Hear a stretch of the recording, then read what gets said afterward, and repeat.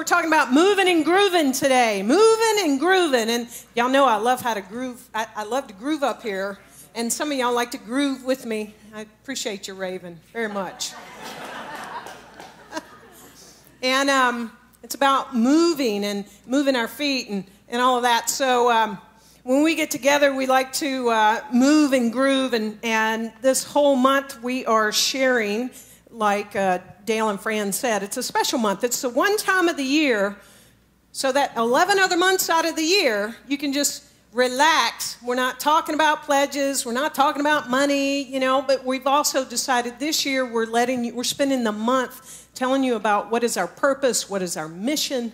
You know, we have 6 mission statements. What are our priorities for 2017? We have 4 priorities for 2017. I'm going to talk about a couple of those today so that you get a feel for where we're headed as we expand to infinite heights. And it's worth taking time to see. If you don't know where you want to go, how are you ever going to get there, right? You're just not. And so we love to move and groove as a community. And so today we're starting right off with one of the mission statements of the 6, and it is to provide sacred celebrations that uplift our spirit and deepen our soul. You know, these mission statements actually ensure that we can gauge, like, how are we doing on these 6 points? You know, are we hitting all 6 points? We're firing on all points? Or, you know, we've got a couple of, you know. So this is important for each of us. This is why we come together on a Sunday morning. And that is to remind ourselves of the sacredness of life. We come to sing together. We come to feel better. You know, we do all kinds of rituals together throughout the year. And if you were here a few weeks ago, we got to bless the space together. And, you know, we went in together and blessed this 9,000 square feet together. And as I put some videos and pictures out on Facebook, people not in this community but friends in other places of the country, when I said, this is the best place to be a minister, they're like, God, it looks like y'all have an incredible time. They were talking about the diversity of our community, things like that. So our ritual team does beautiful things when we get together. And so all of this helps us to feel like, I don't know about you, but that we belong to something. We belong to something greater than us. And we go to classes and our lives are changed. And this is why we do all these things. Sacred celebrations, because we want to go deep and we want to go high. I don't know if you can go deep and high at the same time, but maybe some of y'all have done that in the past and you could tell me stories about it. I'm not sure. But deep and high. And so I'm actually very excited about next year's theme. I'm not good at keeping secrets. Most people, you know, I am confidential, just so you know. But I'm not good at keeping secrets. It's like that present that you want to just give before it's someone's birthday or something. And so a few weeks ago, the staff came together, and we came up with our 2017 theme. You want to know what it is? Yeah. I have to keep it a secret.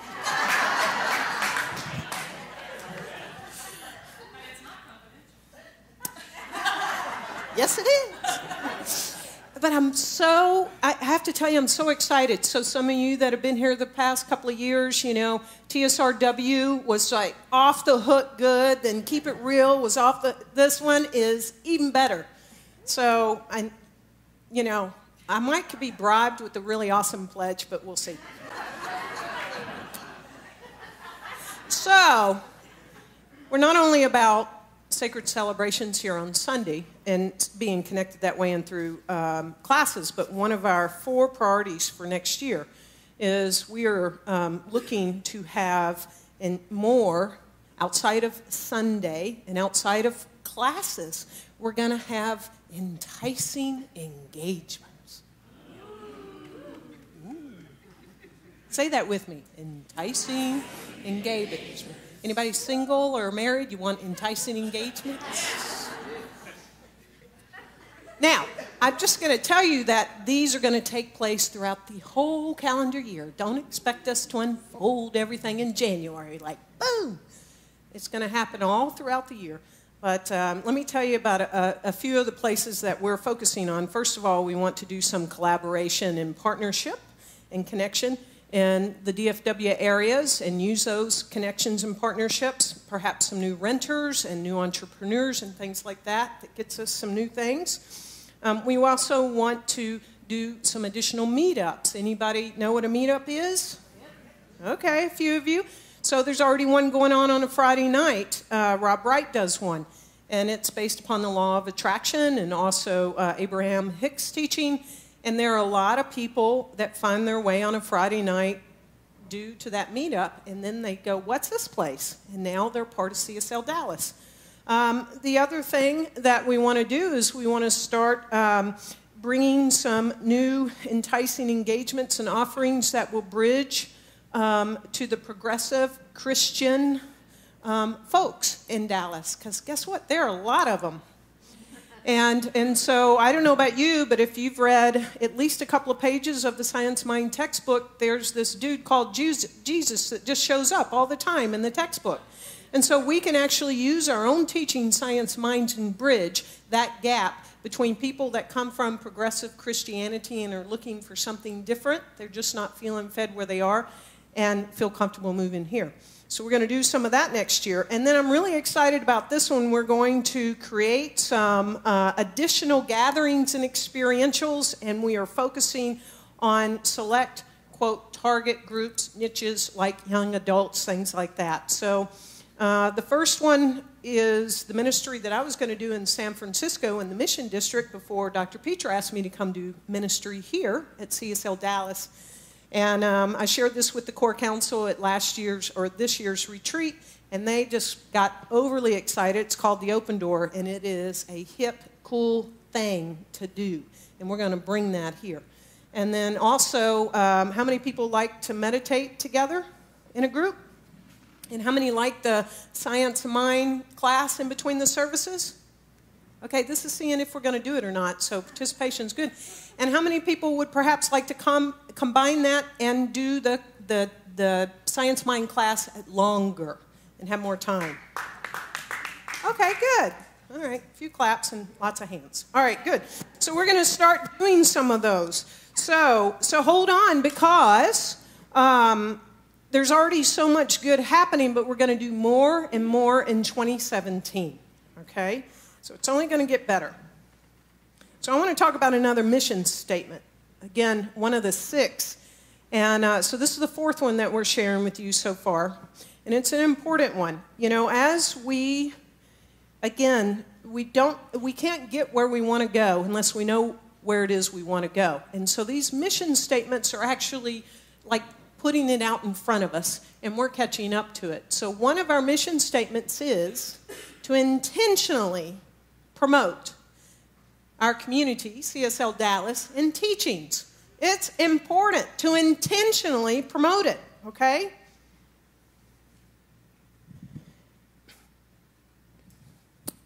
How many people find a new restaurant and they just want to tell everybody about it? How many people go and see a good movie and they just want to, and they say, hey, have you seen that movie? I just saw this movie. Hey, you got to see this movie, et cetera, et cetera.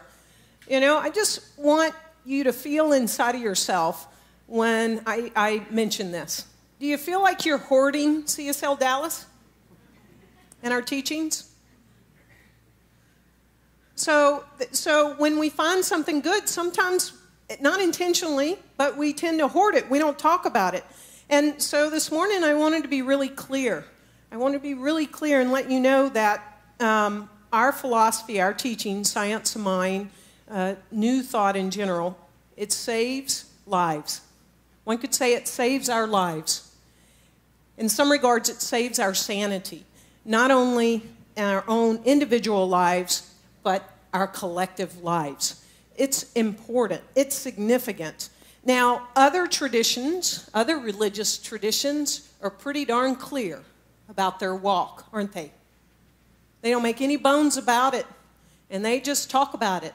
And they'll go and tell people about it. Well, what if we each took up being so radically enthusiastic about our teaching and our spiritual community, and we took up that we are demonstrating in our own lives so much this spirit-filled life in such a way that how we show up, we actually want to share it with others. And we don't want to share it with others because, you know, perhaps they're wrong for not walking this walk, right? But if, by God, honestly, if they're looking for something, and they're looking for something like this, we ought to be telling them about it. Okay, so I'm preaching and getting on a little platform this morning, just so you know. Because how many people have heard this in here? When someone does make their way here, they go, oh my God, I didn't know this place existed. I'm curious, Emma, are you here? That's the Emma, but thank you. That's okay. I want to tell you about Emma. So I didn't know for sure. I talked about you, Emma. I hope it's okay, the first service. So yesterday afternoon, I just happened to be here. They were putting down this beautiful new carpet and all that. And as I was walking on the catwalk, Emma walks out those two doors. And she goes, is this the church? She's looking down here. Is this the church? And I said, well, this is the sanctuary. I didn't know Emma. I didn't know who she was. And she said, well, what is this religion? What is this place? She had come to one of our renters to see a movie yesterday. And she walked in here. And so in about 2 minutes, I said what I said about this place. And what I said about it, she went, oh my God, I've been looking for this place. And she said, I'll see you tomorrow at 11:15. I know I don't ever point out new people. Emma, please come back. I'm sorry. We really don't embarrass new people, but I had you in my talk already this morning, and here you are. But I had to be willing to talk about this, and here she is, right? So, unless somebody tells us about this place, we don't know. So, the science mind teachings and practices actually change people's lives. So I want to tell you about 3 people this morning whose lives were dramatically changed.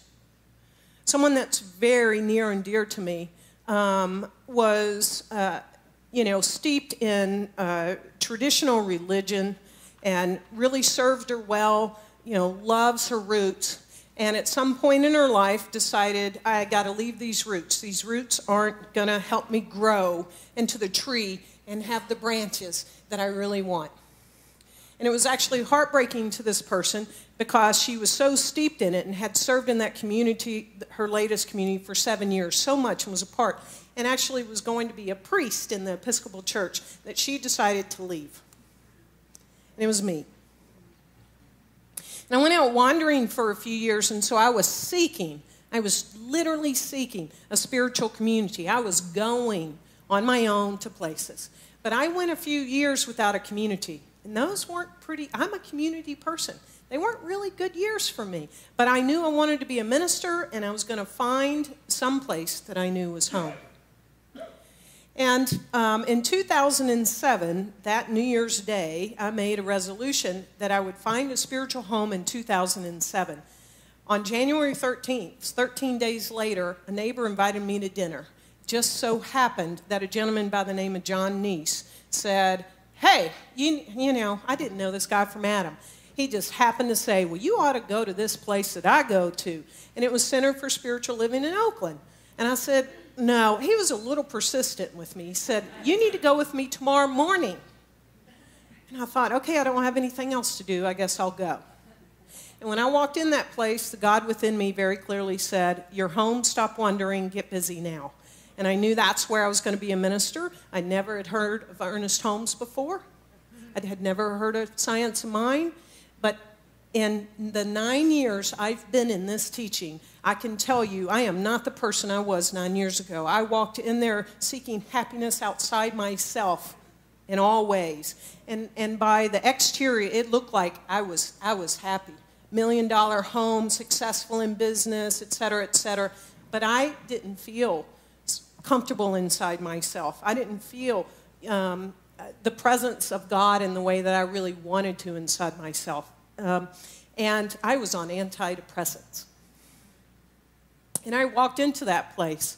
And before I was out of foundations, I actually was off antidepressants. It started unfolding my life.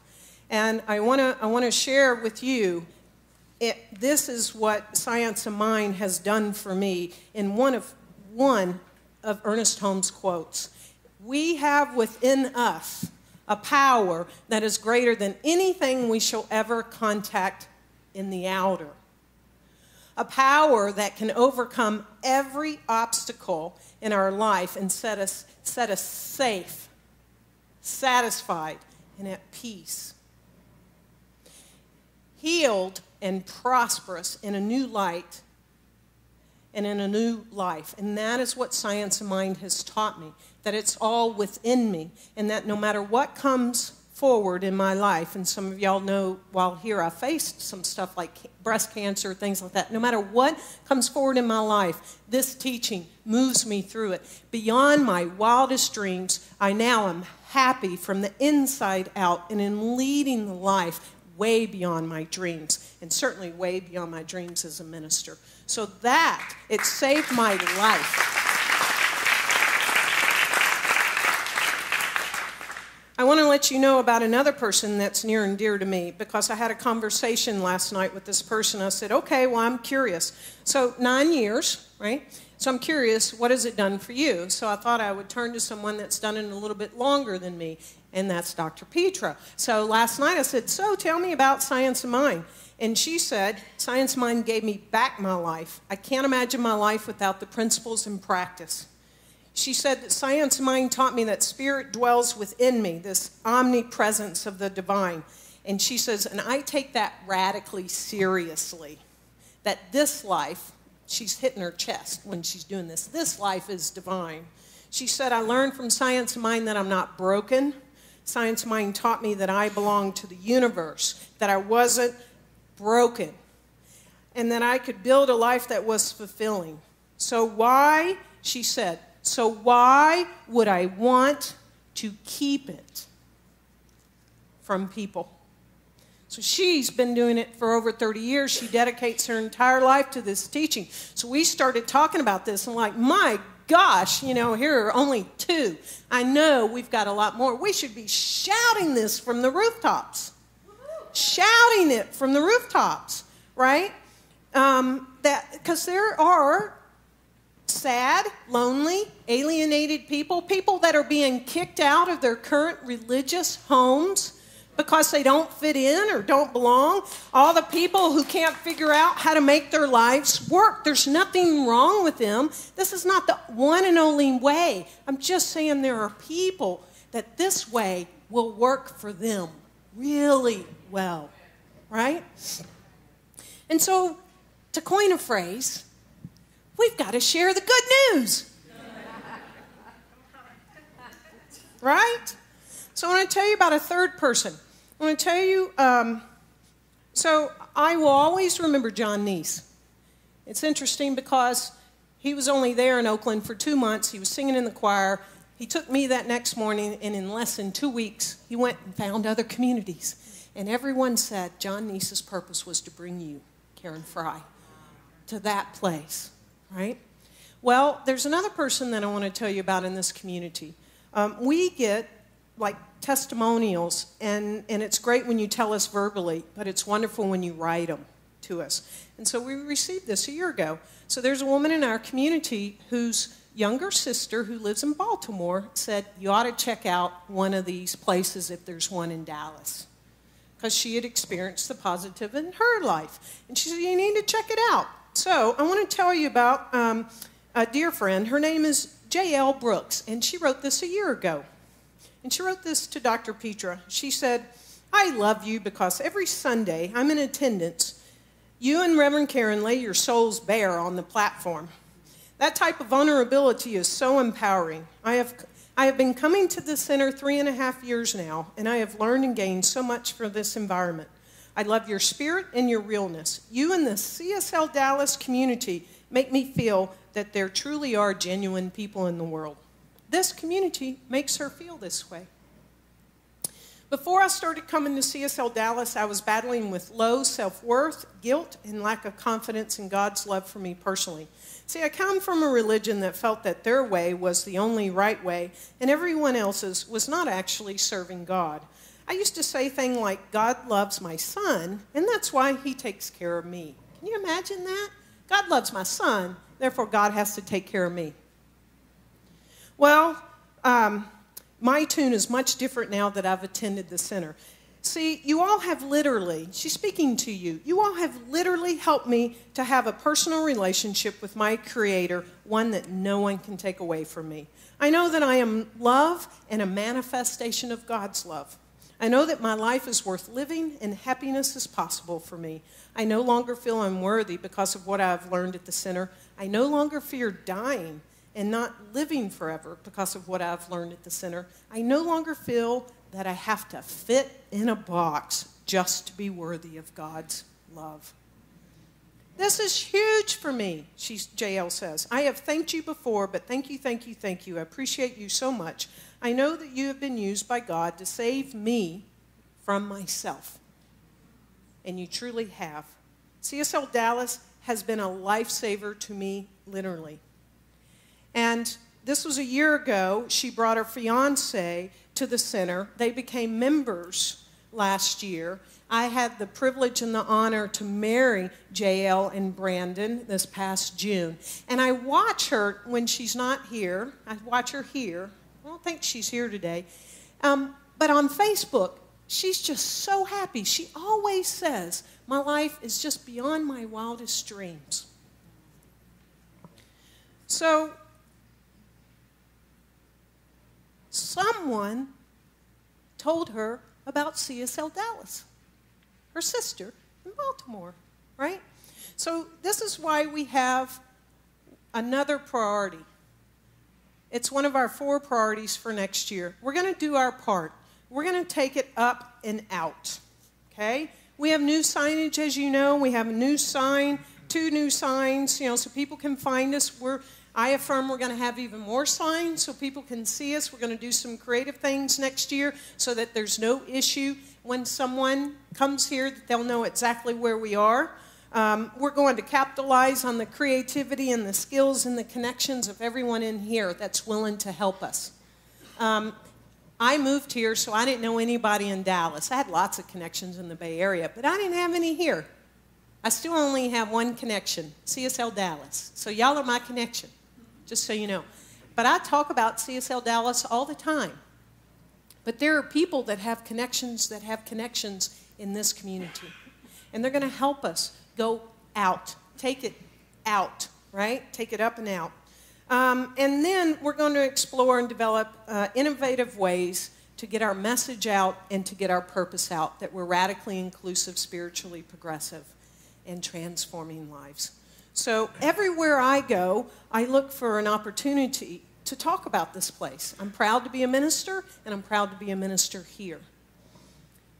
Case in point, a couple of weeks ago, I met a man at the black tie dinner. He was in line with me. I was getting a drink.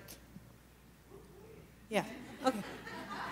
Anyway, and so we were talking, and I was talking to Brandon, and he said that he goes currently to Preston Wood. Okay, there's a Preston Hollow, but Preston Wood was it. Preston Wood Baptist Church. And as I was talking to him, Petra walked up, and she said, how's that working out for you?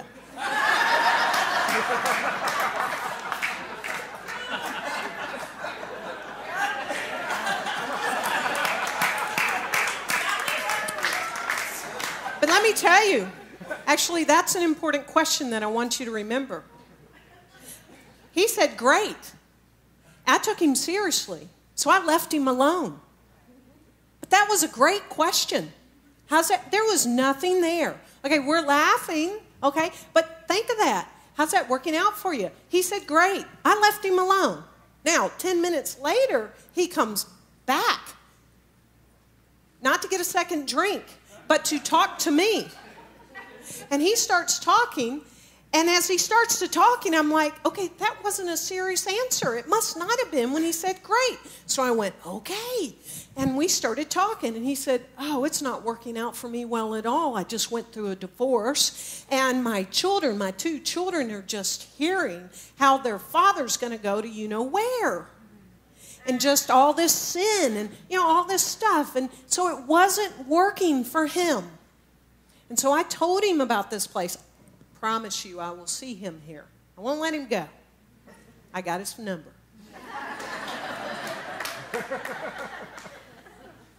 So there are hundreds and hundreds of thousands of people here in Dallas that are looking for a place just like this, and they don't know it exists, and we can't do it alone.